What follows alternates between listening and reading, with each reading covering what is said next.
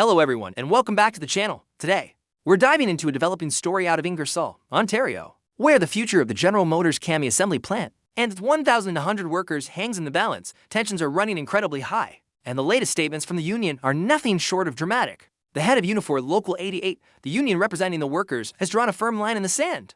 Mike Van Boekel, the plant chairperson, declared that if General Motors attempts to move any equipment or vehicles out of the facility, the workers will physically take over the plant. He said, "We will physically take the plant," and later reiterated, "If they try to remove even one single thing from the plant, we are ready to take over. We are not kidding. We will do whatever it takes to protect our jobs, our members, and the future of this plant." This powerful statement comes after a crucial meeting held on Tuesday between the union, Ingersoll Mayor Brian Petrie, and Canada's Federal Industry Minister, Mélanie Joly. The purpose of the meeting was to get an update on negotiations with GM regarding the plant's future, while no definitive news came out of that meeting. Van Boekel expressed a sense of cautious optimism. He mentioned that Minister Joly indicated the talks with GM are going good, and that progress is being made. However, he also acknowledged the complexity of the situation, noting that decisions involving $1 billion or more aren't made overnight. The key, he stressed, is to keep the lines of communication open. "We did try to reach out to Minister Joly's office for a comment on this, but as of this recording, we haven't received a response. So, how did we get here?" The uncertainty began swirling last month when GM made a shocking announcement.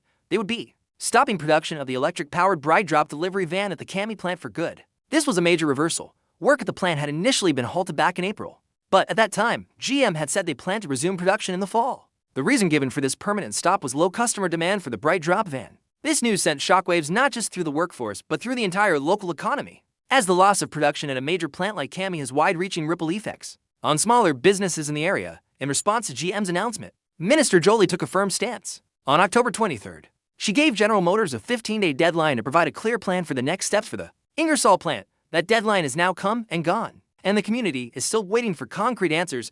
This lack of clarity is a major source of the current frustration and anxiety. For its part, General Motors has released a statement saying the plant is being assessed for future opportunities. They emphasized their commitment to Canada and stated that these are complex discussions that require time to ensure the best outcomes for their employees, communities, and customers, but for the workers who have been off the job since April, these assurances are likely wearing thin. The frustration is palpable. Unifor Local 88 had scheduled an online queue and a session with its members for Wednesday to provide an update, but that meeting has been postponed until early next week. The union is, however, planning to meet with the national Unifor leadership to discuss ongoing support payments for the workers who are currently out of a job. These are people with families, mortgages, and bills to pay, and the prolonged uncertainty is taking a heavy toll. The political pressure is also mounting. The local member of parliament for Oxford, Arben Canna, has written a letter directly to Minister Joly, demanding an update on her discussions with GM. He highlighted the fact that the 15-day deadline has passed without any public update. In his letter, Canna wrote, "With the Christmas season rapidly approaching, I urge you to release the promised update and detail the specific actions for CAMI and Ingersoll.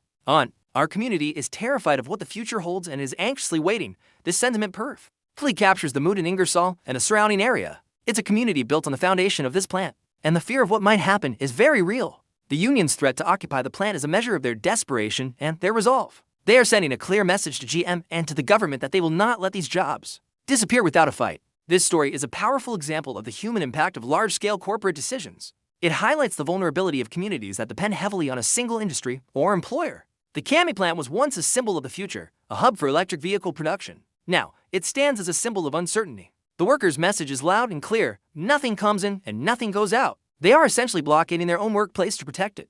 It's a bold and risky strategy, but one they feel is necessary to secure a future for themselves and their community. As we head into the holiday season, the 1,100 workers of the CAMI plant are not looking for presents. They are looking for a promise, a plan, and the chance to get back to work. We will continue to follow this story as it develops. The next week will be critical, as we wait to see if GM will present a viable plan for the Ingersoll plant and how the federal government will respond. The livelihoods of thousands of people are on the line, and a community is holding its breath. Thank you for watching. It's a complex and emotional situation, and our thoughts are with the workers, their families in Ingersoll. If you found this update informative, please give it a like and consider subscribing for more stories like this. We'll bring you the latest as soon as we have it. Stay safe, and we'll see you in the next video.